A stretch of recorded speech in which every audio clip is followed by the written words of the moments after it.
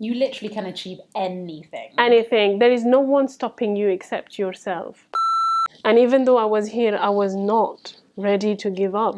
I was like, I will not give up that easily. There will always be, if there is one door closed, there will be Always, another open. Yeah. Went through a very difficult divorce. And so I had a very violent husband, so mentally and physically. mumtomillionaire.com. Hey, it's Veena V and welcome to Mum to Millionaire. This is going to be such an interesting insight into like the world of a world that we're not familiar with. It's like politics, local council. This is going to be very interesting indeed, with a highly, highly inspirational woman. She's really for empowerment for women as well. And you're just amazing. Oh, thank you. Just amazing. Please welcome to the show, Deputy Leader of the Council. It's Councillor Saima Ashraf. We shouldn't really do this. We're actually filming this in the council building. So, need to tone it down maybe. Well, thank you very much, Veena. But you can call me Saima. Oh, I feel privileged. That name. The reason I wanted to interview you is because you just seem very approachable, and I don't know, I think a lot of our perceptions of people in the council or in politics is that they just don't understand real life, if that makes sense. So I'm just looking at me like, no. Well, it's a good thing that if you think that I'm very approachable, and it's how it should be. And I wish, I can completely understand where you're coming from when you say, oh, some politicians are not approachable, and I think that it's really important that you as an individual can relate to your councillor or your anyone representing you or someone that you voted for. And I think it's really important for us to highlight more women like you who actually have like a story behind them. You don't just get plucked into the council and you're here because someone was like, your friend of a friend or anything like that. You've worked really hard and you're a single mum of 3 daughters as well. Yes. Now, I struggle with being a single mum of 1, so I can't imagine multiplying that by 3. Imagine. But then also having this, because it must be a really high pressured job. Yes, quite pressured. Well, as you said, yes, I haven't been parachuted or just plugged in. Worked pretty hard to be where I am today. And but I love what I do, I really do. And being a single mom with 3 children is very hard, very challenging, but very rewarding at the same time. Yeah. My children are the reason I would wake up in the morning and I would do things. And I think that especially here in Barking and Dagenham, being a very young borough, it's like all my children. It's not like if I care for my 3 daughters, it means I care for all the children, and I would want the best for all the children here in Barking and Dagenham. So yes, obviously, I would want the best for them. So I have to work in order to make the best opportunities, to raise their aspiration, to make them more ambitious, to make them believe in themselves, and to tell them that the world is actually out there and full of opportunity, and Saima is that person to change the perception of everything. Before we talk more about your journey and like how you got this job exactly and different challenges you faced, you've like met people like the Queen. Yes. You did something amazing recently where you actually opened the conference of the Labour Party. Yes. So with the Jeremy Corbyn and all the other high-powered Labour people, you were there, the first person. Firstly, how did you feel being in that conference? And they're just like, the vibe there seemed amazing. There's like so many people. Yeah, it's wonderful vibe, especially, when I wasn't really ready to open conference as such. I knew I was going to do a speech and I was ready for that. But the fact that, I was actually, you ready to open conference? And I'm like, what? What? So I was literally like vibrating on at the same place. Exactly, holding the table like, and it was a fantastic feeling. The atmosphere is just wonderful when you have such a crowd. especially of strong women. Yeah. I mean that's that's the start. You come to where there's a platform of strong, wonderful women, like those like that change the world basically. They all have their own story, they all have their own views, and the way they would, their leadership style, and it's all that makes that place such a wonderful place to be. And I was quite honored and proud that I'm proud of you for doing that. And no, honestly, it was such an excitement. I was really, really proud. So I loved it. I honestly loved it, even though I never thought I would be able to speak in front of as many people. Sometimes when you have just 10 people in front of you, you kind of like think, you think like you're being judged. I think that's what of a lot of people. Yeah, and you think, oh my God, she's looking at me this way, or he's looking like, or they're talking, they're not even listening. You're thinking, like, why is everyone on their phone? Exactly. And then I had like around, over like 1,500 people all looking at me. And how did you overcome that? Because this is where I think a lot of people, I know you were kind of like pushed into it. All of a sudden you're like, right, you're opening the conference. But even when you just had those, it was probably a few minutes, wasn't it, to think about it. How did you overcome that fear? Because I think a lot of people in life don't do things because it's of the fear. And that really upsets me, because there's so many talented people, but they don't push themselves. No, because it's the fear, isn't it? But you know what, Veena? The thing is, I was a person that been through a lot of things in my life, and then I was always into that perception of I'm being judged each time. I was always, and I used to hang on to it so hard. And with experience, with more and more of that fear that I've been breaking and pushing on aside, the more I was scared of, and the more I was doing it actually. So talking to a lot of people, engaging with people. So I thought, when I was there and I was asked to speak, yes, I had that moment of like, I was shaking literally. I felt like everybody could see my legs like banging one another. Actually, you know what? I had a deep breath and I thought to myself, I'm here to tell about myself, my journey, and I'm not here to be judged. Even if someone judged me on my journey, well, good luck, because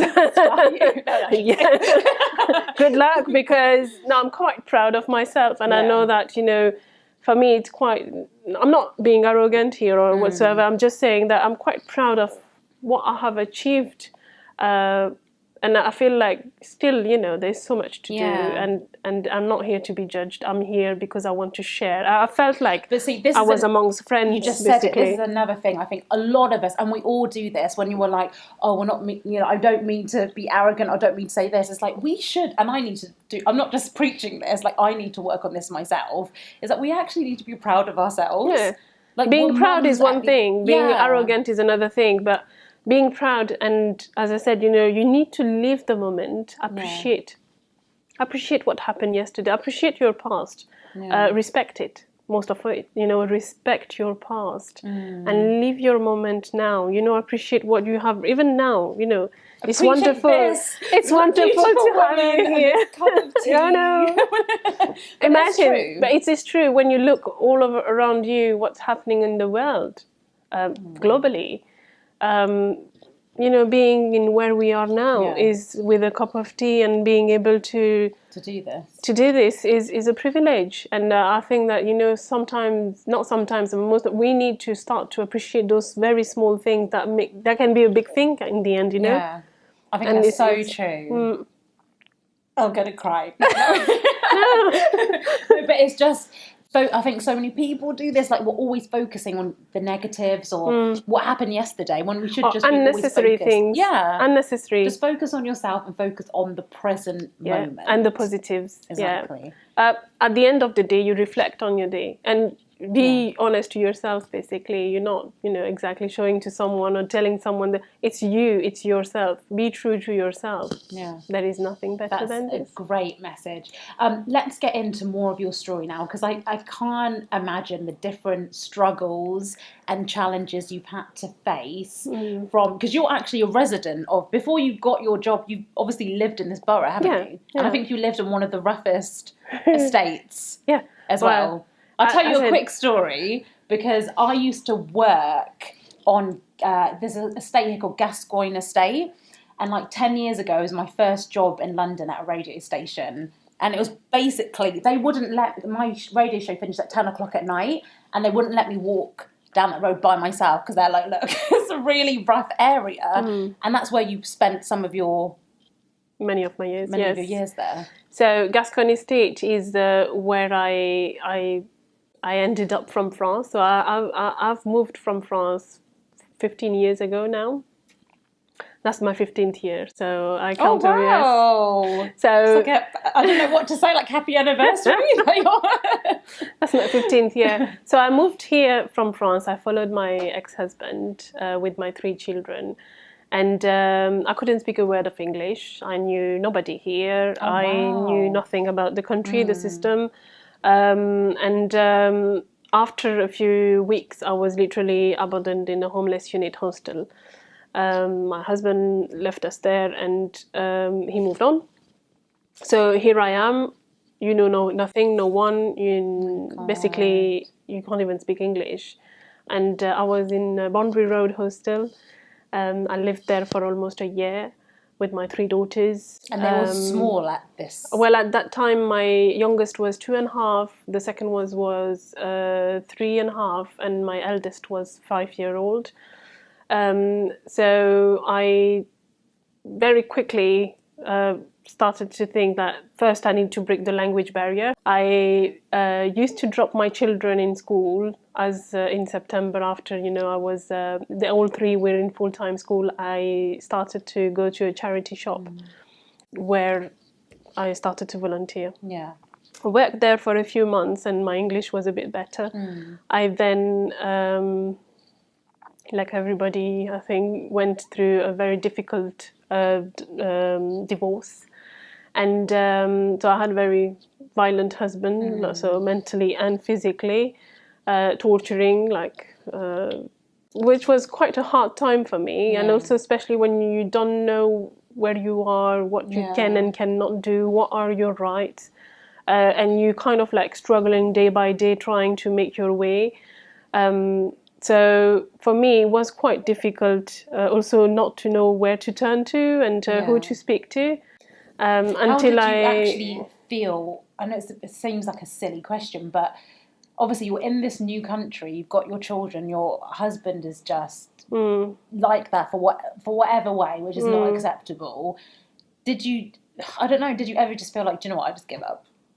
Or did you just look at your daughters and think, do you know what, I need to get out of this situation? And I think I had moved on from the I gave up. Yeah. I had that time in my life, and it's not in this country where I was ready to give up. But I feel like it's such a very sensitive point of my life, because when you're ready to give up, it's a big thing. And then I can relate to those people when they say that, or because it's the peak basically of your but then what made me carry on is my children. And even though I was here, I was not ready to give up. I was like, I will not give up that easily. There will always be, if there is one door closed, there will be another open, and I will carry on. So I started to volunteer with the Met Police, and because they were helping me each time. So I thought I have to give back to them. And I started to volunteer. I was in the Borough Intelligence Unit in Maritime House. Oh, wow. And that was the excitement. I was with my badge. Police volunteer. Yeah. Volunteer. So even though I was just doing some bit of admin, not a big job, but it was for me. No one needed to know that. But it was for me such a big turn in my life, and reason is they saw me and they thought, okay, she's got some potential.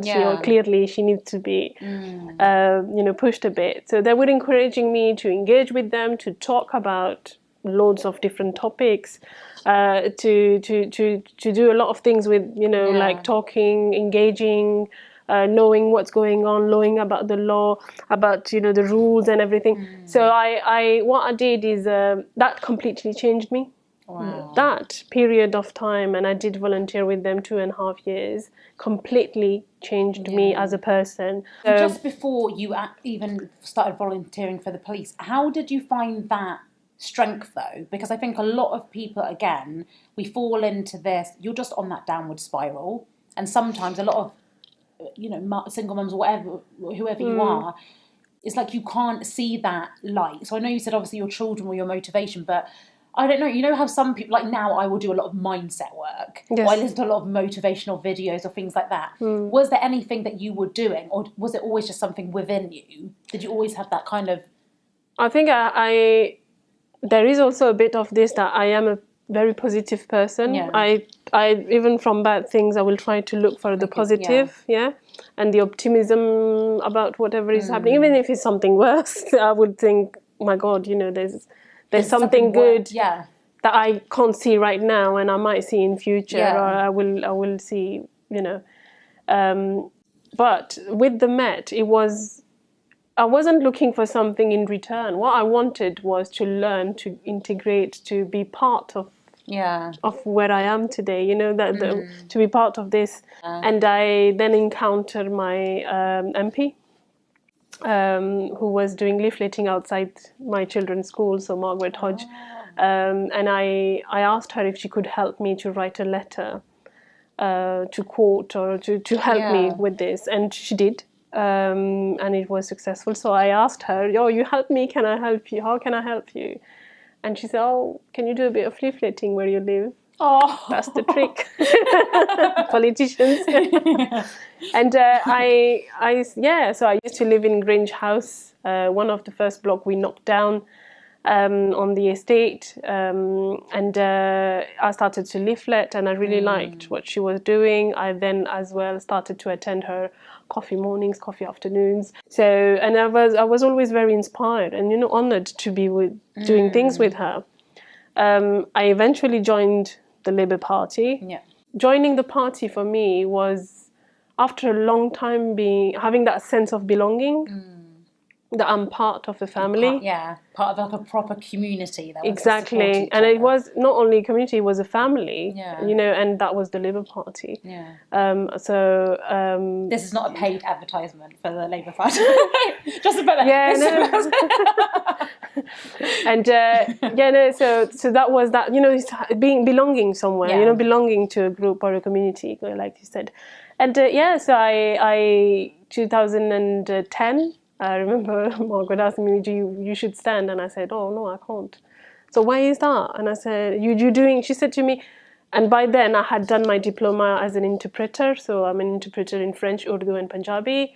Wow. And then I was with the Met, so I had that kind of like community aspect of things, And you built, this is what I think is so important as well, is like, some people I think turn their noses up at doing work experience or just helping people, but look how many skills Saima learned from the Met, from even leafleting, from you built yourself up. It wasn't like all of a sudden you got that dream job. It was that resilience, that perseverance, that I wasn't specifically looking for something in return. No. That would be a lie, what I wanted is to integrate, basically, to be part of the country. I want to be part of Britain as well.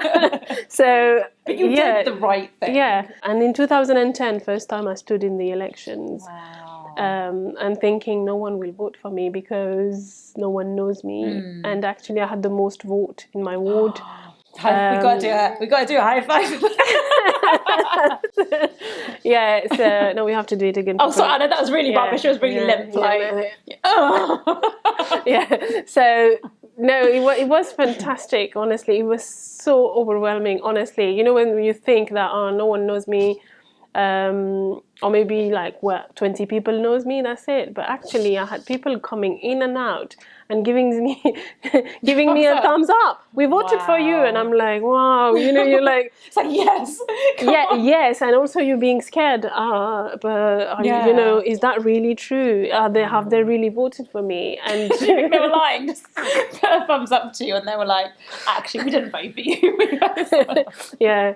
So, I mean, that day was a big day in my life. life and especially my family. So first elected in 2010, where I, gained the experience for one term, which is 4 years.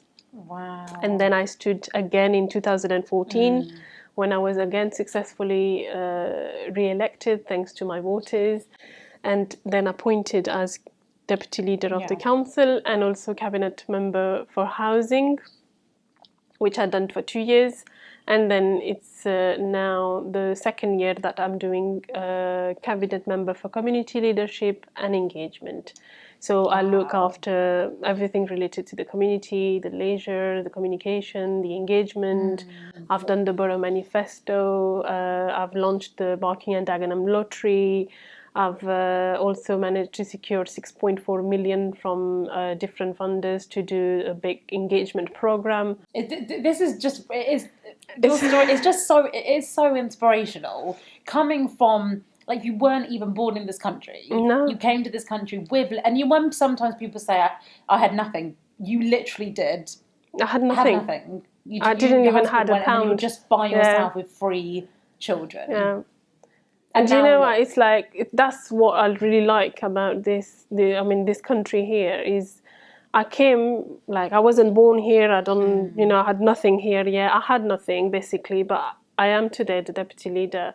And what I love about, Britain is there is a level of equality. Yeah. Yeah, which compared to other countries is far more better. It's not perfect. Yeah. And it didn't happen overnight. So I'm just telling, but now here is perfect, yeah? And we collectively need to work on it. Yeah. We need to appreciate what we have. After 14 years, yes, I am from someone who knew no English and was so vulnerable to who I am today. I feel like crying because it's such an emotional story. I know there must be many tears down the road for you. And I don't know, what would be your kind of last message to people watching this? Because you are that, I think, hope and inspiration for a mum, whoever it is, and they're at home and they're just like, and we all have those days. I was telling you before, like, sometimes I'll just sit on the floor of my bedroom, like, oh, my life. But, you have to pick yourself up. Yes. And you can't give up. You have to keep going. What would be your kind of last bit of, what would be your message, actually, to a mum who's in a similar position to you right now? What would you say to them that, for them to keep going and don't give up on what they have? Don't give up. That's not the message. Yeah. You know what? We when we say there is equal opportunities here, yes, but we are not all equal. We all have our own sets of challenges. Yeah. So in that aspect, we all have challenges which are different. Some have worse case than other people, but actually, you know what? Embrace those. I know it might sound terrible to some people because at that time you think like, oh my God, I've got the worst problems ever. Yeah. I do have those. I have days, honestly, I cry like a little baby and I'm like, I'm fed up, I'm tired of this, no, having a go. And my children will look at me like, what are you doing? No, Mom, you know what? That's what they said. No, Mom, look at you. Look where you are now. Look what you've done. Or even if it's like, since the other day you've like done this, very simple things. And like I was telling you earlier, you know what? Appreciate what you have done. And it's very simple things like sitting here and appreciating what we have here. Believe me, you don't need much to be very happy. But if you start to appreciate little things, you will appreciate even bigger things later. And bigger things will also come to you. Definitely come. Oh yeah, those days didn't last. These will not ever. And you will have progress in future. But it's up to you what you want as better, And in the end, you need to have an aim. You need to have a focus. And also some mindset as well. So if the mindset is there, you can achieve you literally can achieve anything. Anything. There is no one stopping you except yourself. I can tell you that. If you want to do something and you know that, okay, I've got the capability, or this is the way to do this, and you know exactly the route or the journey you need to achieve, or maybe sometimes you haven't, like me, never thought in my life I'll be in politics. Never. But I love working with people. I am a community person. I'm not saying I'm a politician. I am definitely a community activist. I'm definitely a community person. Yeah, I have to play the politics sometimes. Just sometimes, on the odd occasion. I try to keep it very minimum. I try to keep it very minimum. But I think, Saima, is that I always say to people, there's always light in the darkest situations. Yeah. And there was light, even though you've been through so much. There was light because look what you're doing now. It's just incredible. I'm so happy. I just feel like throwing this cup of tea across the road. Don't do that. It's new. Okay. They'll probably charge me, the council. They're like, what's going on in here? Yeah. But I'm that excited by your story, and I just hope thank you. So many people watch this and just take that inspiration from it.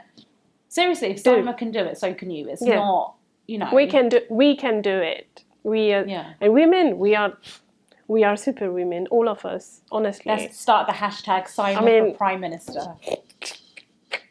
Why is this funny? I'm actually being serious. Sorry, Saima for MP first, and then Saima for Prime Minister. Yeah, okay. Yeah. Okay. If people want to drop you a message, can they just tweet you or put her Tweet, Twitter on there? Facebook. Who knows? We might do something together. Exactly. This could be that video where you're like, yes, I'm going to do it. We want to work with her. With me. Thank you so much for coming. Oh, thanks to you. Oh, look at her. She's so cute. Thank you so much. If you've not subscribed to this channel yet, make sure you do by hitting that subscribe button and clicking that notification bell as well. And I will see you next week. Bye. mumtomillionaire.com.